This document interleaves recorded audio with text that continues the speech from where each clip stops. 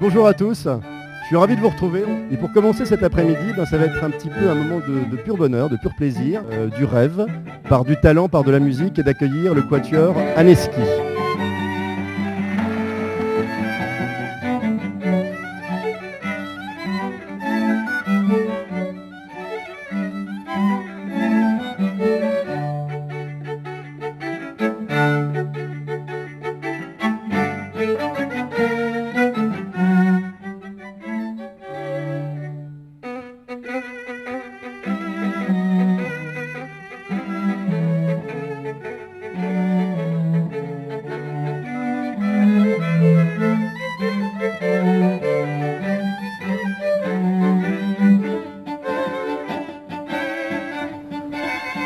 Je me présente, je suis Dominique Souchot.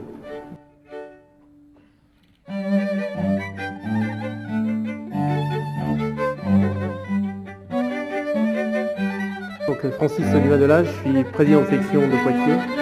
Merci à vous tous d'être venus dans le Poitou-Charentes, à Poitiers et plus particulièrement au Futuroscope pour ces 3 jours. C'est un honneur que de vous accueillir aujourd'hui.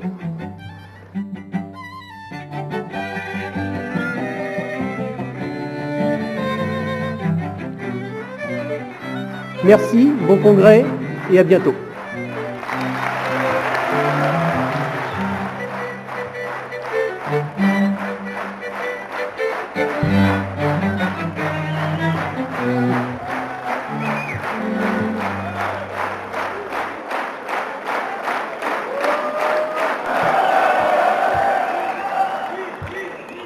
Si cette émotion que vous venez de me provoquer, je l'ai mis dans ma mémoire bien profonde, pour la regarder, vous êtes vraiment trop généreux, je trouve, avec moi. En tout cas, merci pour à vous d'être tous venus très très nombreux pour ce 30e congrès national du CJD. Nous allons vous le faire vivre sous 3 projecteurs. Le premier va nous éclairer sur les nouveaux challenges pour nos entreprises, pour leur performance. Alors, nous avons déjà travaillé pendant 2 ans sur ce thème, mais on va essayer d'aller encore un peu plus loin pendant ce progrès. Le deuxième projecteur va nous faire vibrer sous le sceau de la culture, et vous l'avez vu, notamment musical.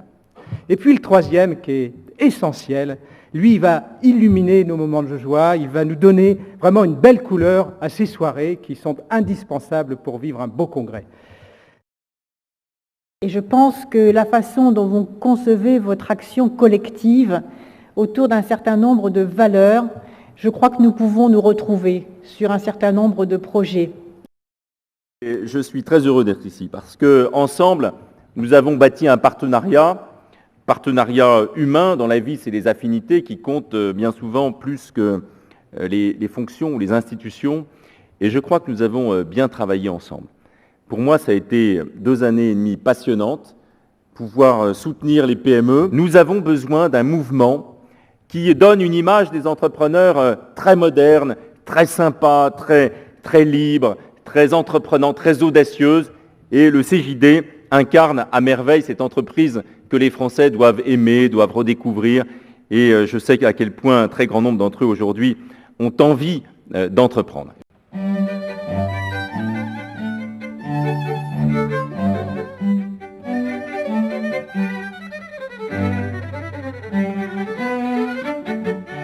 Le modèle de la PME n'est-il pas un modèle d'avenir et ne faut-il pas envisager que les groupes fonctionnent en archipel de PME, avec des salariés et une équipe dirigeante en prise directe avec la stratégie d'entreprise, avec une réelle autonomie budgétaire et des possibilités de réinvestissement par rapport aux résultats financiers, avec des modes de fonctionnement qui laissent une large part à la créativité, avec une proximité de la relation entre les dirigeants et les salariés.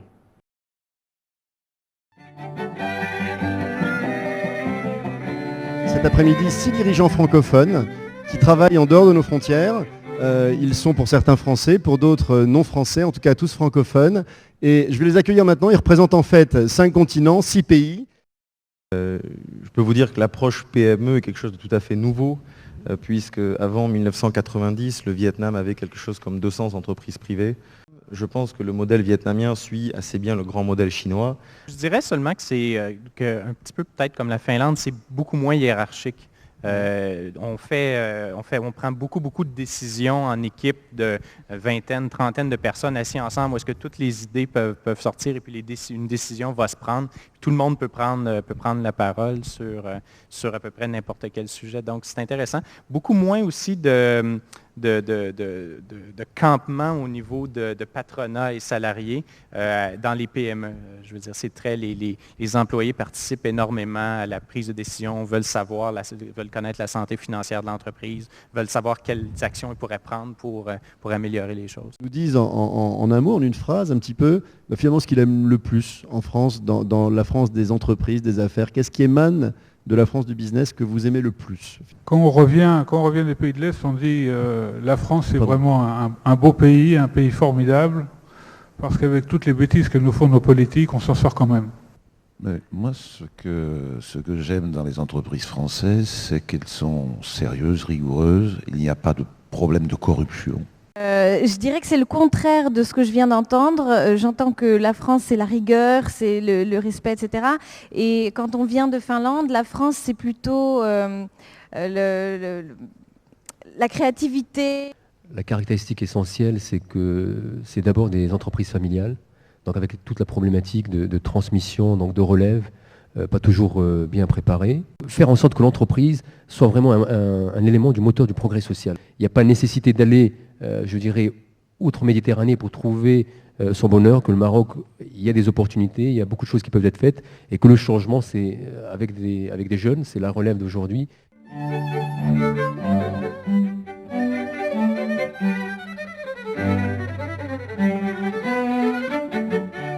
Ce sondage qui dit, je crois, que 75% des jeunes veulent devenir fonctionnaires. Je crois que cette même étude, alors je ne sais pas si c'était 70%, mais disait également qu'ils voulaient travailler dans de grandes entreprises.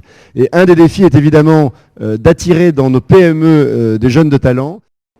Alors, la question de l'intégration des jeunes, pour faire vite, ce n'est pas un sujet dont on parlait il y a 7 ou 8 ans. Là, beaucoup s'accordaient, différents acteurs de l'entreprise, à ce que les jeunes soient finalement très différents d'auparavant. C'est ce qu'on appellerait globalement le rapport au travail et à l'entreprise, qu'on jugerait plus individualiste, moins engagé dans les collectifs. On a peut-être l'impression que je m'engage aujourd'hui, mais c'est à revoir pour demain, et en tout cas rien n'est joué. Je ne suis pas marié avec l'entreprise, entend-on souvent. Et un autre point également qui peut paraître un peu caractéristique, c'est cette importance de l'ambiance, de la qualité des relations, de ce côté, je dirais parfois coucougne, qui fait qu'on se demande s'ils ont bien compris qu'ils sont dans l'entreprise et qu'ils ne sont plus au lycée avec les copains dans certains cas. Dans le processus d'intégration, le management est la clé de voûte. Et dans une relation de plus en plus individualisée à l'entreprise, si ça ne marche pas avec le manager, c'est avec l'entreprise dans son ensemble que ça risque de ne pas marcher. Est-ce que c'est vrai d'abord? Est-ce que vous confirmez que la PME attire moins que les grands groupes? Et comment la PME peut-elle devenir aussi séduisante qu'un grand groupe pour un jeune? Le modèle aujourd'hui de la réussite professionnelle se joue beaucoup plus autour des canons idéologiques de la grande entreprise. Et pourtant, on voit bien comment des aspirations de cette jeunesse colleraient plutôt avec ce que pourrait proposer le monde de la PME. La notion d'autonomie, la notion de responsabilité. Il est évident que quand vous travaillez dans une PME ou dans une petite entreprise, vous avez une couverture d'intervention, une couverture, je dirais une richesse d'intervention et de responsabilité qu'on ne veut pas trouver dans la grande entreprise, dont les organisations sont plus standardisées, ou un niveau de responsabilité qu'on trouvera beaucoup plus tard.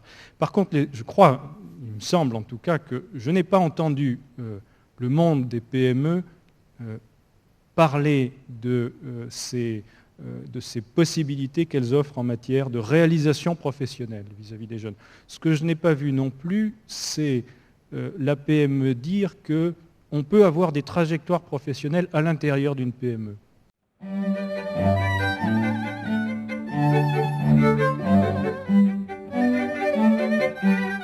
On a en tout cas la chance d'avoir avec nous un vrai spécialiste, et je vais appeler Olivier Torres à me rejoindre immédiatement sur vos applaudissements. Pour moi, la PME n'est pas un objet de désir, C'est un objet de recherche. Et je dirais que pour commencer de manière un peu abrupte, la PME n'existe pas. Il faut dire les PME tant la diversité est forte.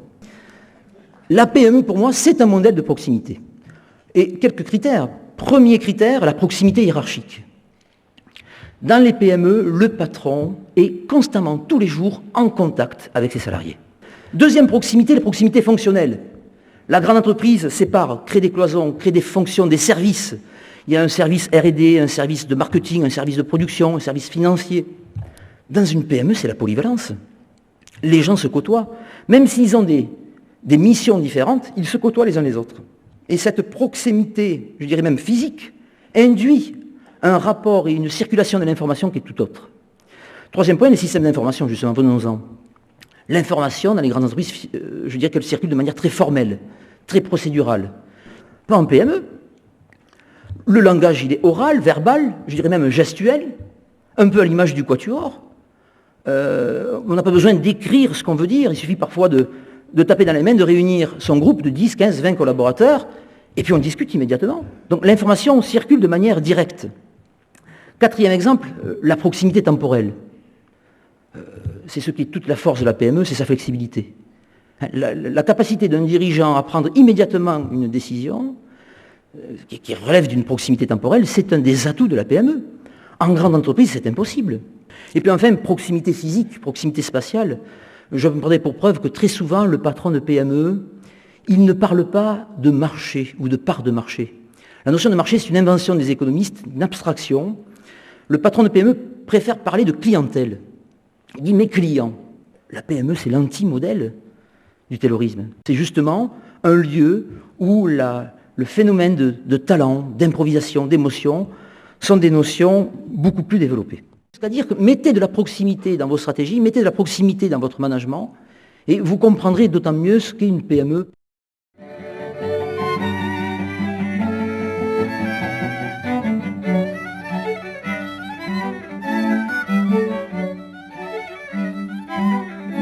Alors sans perdre plus de temps, j'aimerais accueillir en fait sur scène 3 invités prestigieux et j'appelle à me rejoindre Michel Moubayed, Yves Bayon de Noyer et Jacques Chaise, sous vos applaudissements bien évidemment.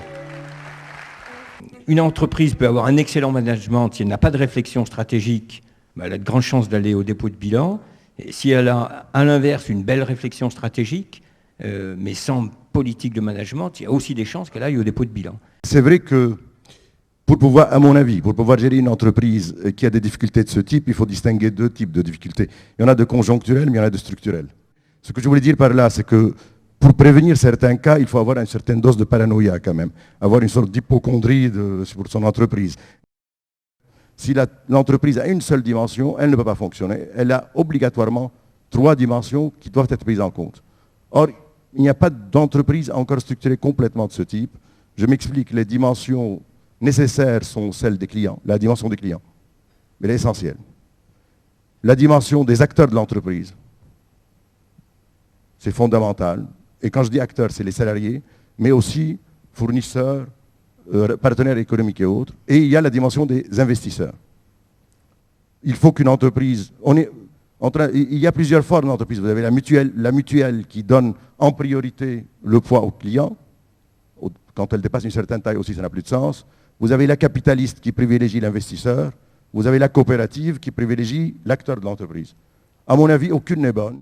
Quand vous avez une stratégie qui ressemble à celle de vos concurrents, vous allez avoir énormément d'énergie à déployer pour gagner un petit avantage concurrentiel très très faible. Si vous changez complètement de stratégie, là vous avez la possibilité de faire des choses totalement différentes, sans éléments de référence ou de comparaison. Enfin, je pense que la PME, elle vit organiquement comme comme une bande, et on ne regarde pas ce qu'on fait, on le fait parce que ça se passe, mais dès que vous avez une certaine taille, ou dès que vous essayez de reproduire dans différents endroits la même organisation, il faut à un moment donné que vous ayez des éléments explicites, que vous puissiez dire, ben voilà, on ne peut pas avancer sans savoir où on va.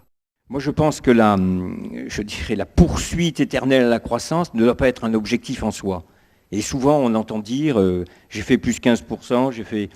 Bon, quel est l'intérêt finalement, hein? C'est en réalité quel est le poids sur son marché, quel type de service je rends, est-ce que je suis suffisamment autonome, est-ce que mon indépendance vis-à-vis des clients est suffisante grâce à mon innovation, etc.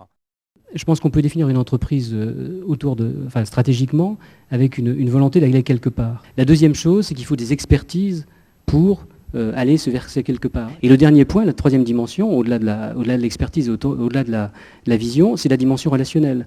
Il est certain qu'une entreprise, c'est des gens qui vont ensemble quelque part avec des savoir-faire qui vont donner à un client. Moi, je pense qu'il faut deux choses. D'abord, il faut la considération et la reconnaissance. Et la considération envers les salariés, je pense que ça passe d'abord par une information la plus transparente possible sur l'entreprise, sur ses objectifs, sur ses succès, mais aussi sur ses difficultés. On croit, parce qu'on est proche des gens tous les jours, que finalement on informe ses collaborateurs, alors que ce n'est pas vrai, parce qu'on leur parle du quotidien, de l'opérationnel, et non pas de l'évolution, de la stratégie, etc. Il me semble que le changement vient de l'intérieur, quoi. Les portes du changement ne peuvent venir que de l'intérieur.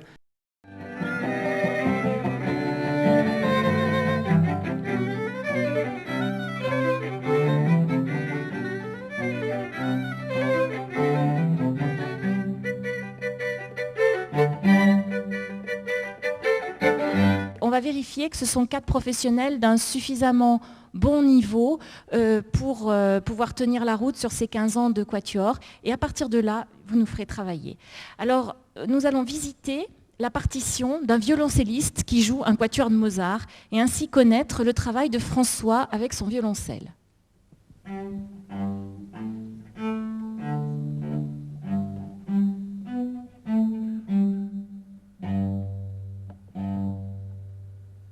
Écoutons Léo, parce que Léo joue la partie d'alto, il a un autre texte.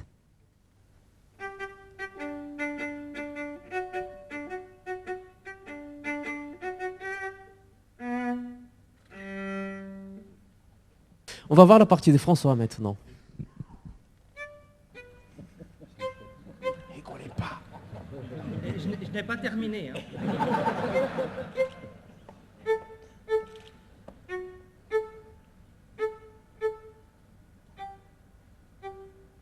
Bon, puisqu'on ne reconnaît toujours pas le morceau, je crois qu'il est temps que vous entendiez la partie de premier violon, parce que je dois vous dire que c'est la plus belle.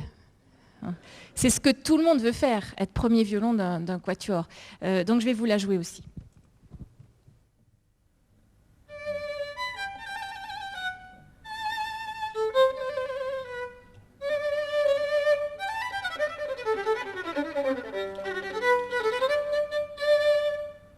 Alors pour commencer, eh bien, on reconstitue le puzzle et on va à la visite de ce tout premier moment de répétition en quatuor à cordes avec ce même morceau, toujours de Mozart, que vous commencez par bien connaître maintenant.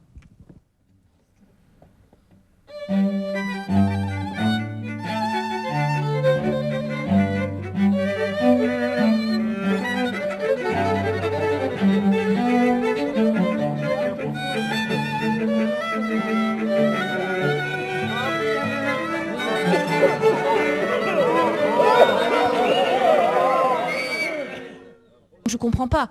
Tout seul, on est bon. À 4, on devient mauvais. Qu'est-ce que vous nous suggérez pour sortir de ce chaos total? J'entends dans la salle, il faut un chef. Le premier violon devrait essayer de remettre de l'ordre dans le quatuor. Bon. Donc, je vais essayer.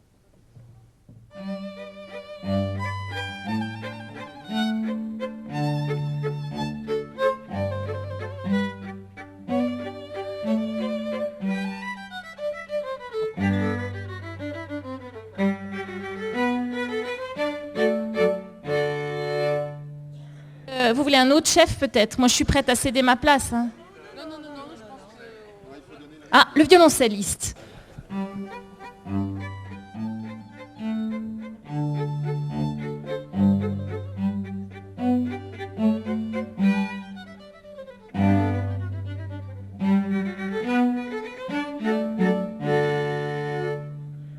Il paraît qu'il y a un petit côté fonctionnaire qui fait le minimum et qu'il faudrait peut-être que les 4 soient chefs. Il n'y a pas d'harmonie.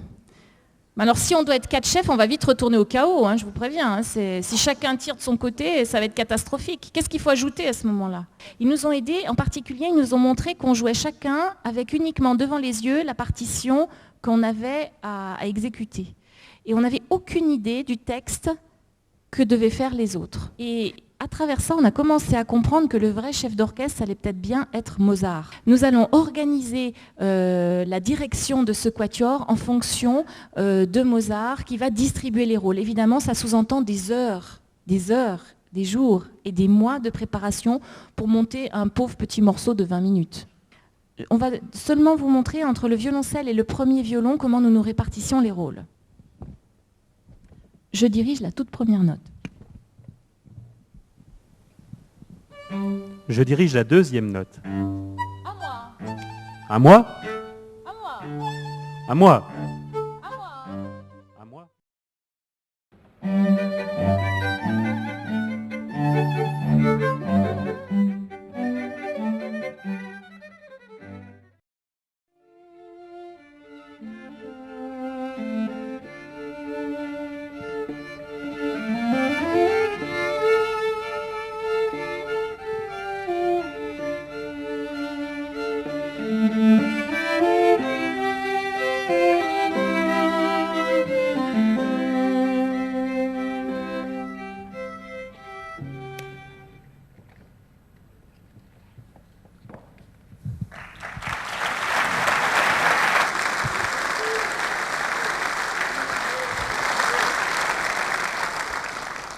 Et oui, on s'arrête en plein milieu. Vous n'avez pas encore tout à fait mérité votre vrai concert.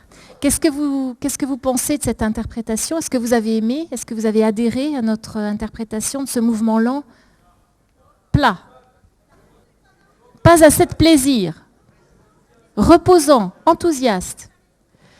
Bon, alors je dois vous avouer quelque chose.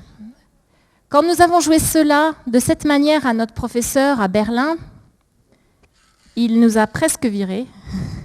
Il a été absolument furieux contre nous, mais vraiment furieux. Parce qu'il nous avait effectivement beaucoup aidé dans ce chemin du savoir-faire collectif, dans cette écoute mutuelle, dans cette technique de groupe qu'on avait du mal à trouver. Sauf que quand il nous a entendus comme ça, il était totalement furieux. Est-ce que vous comprenez pourquoi? On ne laisse pas assez aller notre nature. Alors, ce que nous allons faire, c'est que maintenant, nous allons le rejouer, ce morceau. Nous allons le rejouer tenant compte de ses conseils, parce que ce jour-là, il nous a donné des conseils fantastiques.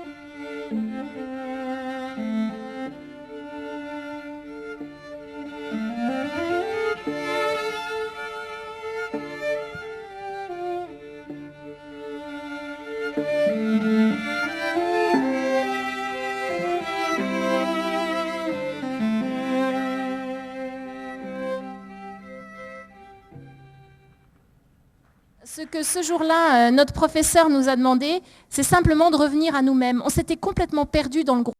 On avait vraiment eu du plaisir d'ailleurs à cette communication qu'on vous a montrée, et on avait totalement oublié les individus.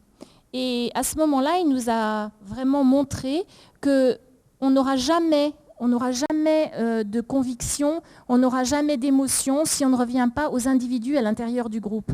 Et que tout le travail qu'on avait fait pour constituer l'équipe, pour trouver cette harmonie et cette fluidité dans le groupe, ne servait à rien si on ne revenait pas valoriser les individus qui étaient là, avec toutes leurs différences, avec même les grincements que ça pouvait permettre, enfin favoriser dans le quatuor.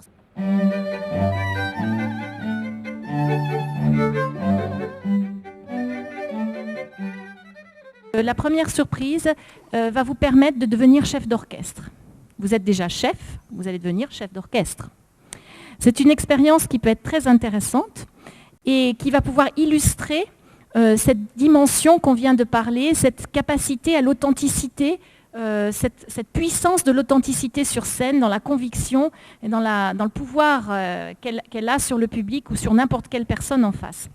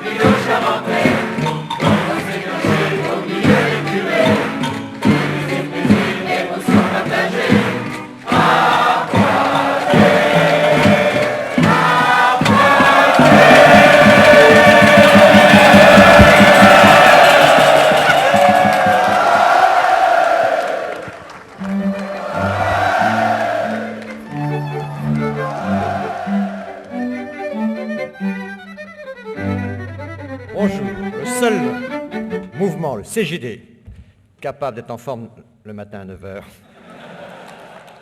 malgré des soirées actives. Vraiment, je voudrais vous dire que Cette idée de désir, envie d'avoir envie, on sera le soir, je vous la chanterai, c'est, je crois, un élément très important du débat, parce qu'il faut aussi mettre du cœur, de l'élan dans l'action économique, du bonheur. Et je crois que c'est très important parce que l'action entrepreneuriale, l'action de responsabilité, elle est lourde, elle est difficile, mais elle procure aussi des joies humaines dont il faut oser parler et ne pas systématiquement se plaindre de la responsabilité, parce que, évidemment, les plus jeunes ne sont pas tentés par la responsabilité si la responsabilité conduit à des visages tristes et des regards sombres. Et donc, la responsabilité, elle porte en soi une dimension importante de l'épanouissement de la personne humaine, et je crois que vous en êtes des témoins, et je vous en remercie. Je voudrais saluer votre président, Sylvain Brezard, et former déjà des vœux pour Françoise Coquelge. Je souhaite que le CJD garde cette fraîcheur qui est la vôtre. Je participe depuis déjà un certain temps à certaines de vos manifestations et je vous vois évoluer, je vous vois participer à de nombreux débats nationaux et toujours avec une vraie fraîcheur de pensée. Et je pense que c'est très important. Merci à vous tous, très sincèrement, pour ce parcours que vous m'avez offert. Et puis merci à ma famille pour ce parcours qu'elle m'a permis de faire. Merci.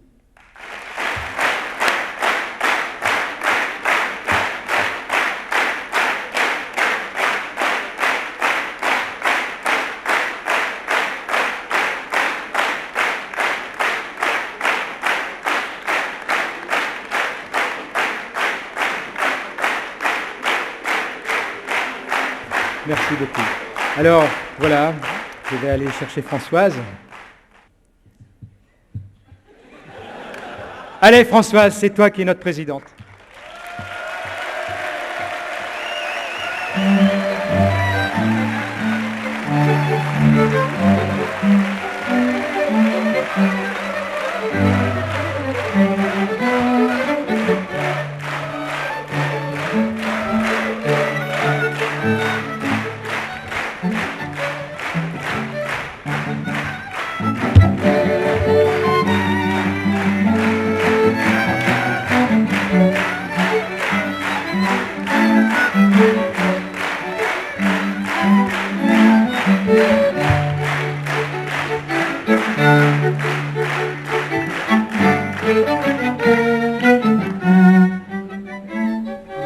Vous savez que j'aime les histoires et les contes.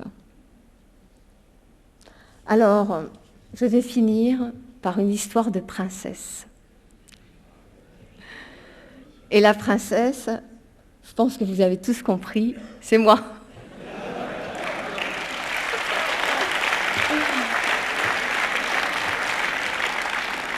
C'est moi parce que vous m'avez choisi.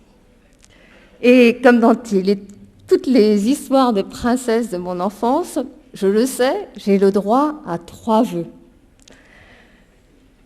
Et comme dans tous les contes, qui est-ce qui réalise les vœux? Ce sont les génies. Et devinez qui c'est les génies? C'est vous. Mais contrairement aux contes, les 3 vœux, c'est la princesse et les génies ensemble qui vont les réaliser. Attendez, vous ne savez pas encore ce que je vais vous demander. Alors, ces 3 vœux que je formule pour le CJD et pour nous tous. Mon premier vœu, c'est que d'ici 2 ans, Copernic ait permis à chacun d'entre nous de s'enrichir et d'enrichir son entreprise. Ça va? Fastoche. Mon deuxième vœu, c'est que l'expérimentation de la performance globale, portée par chacun d'entre nous, permette à nos gouvernants de comprendre et d'intégrer notre démarche dans la construction de notre pays et dans l'Europe.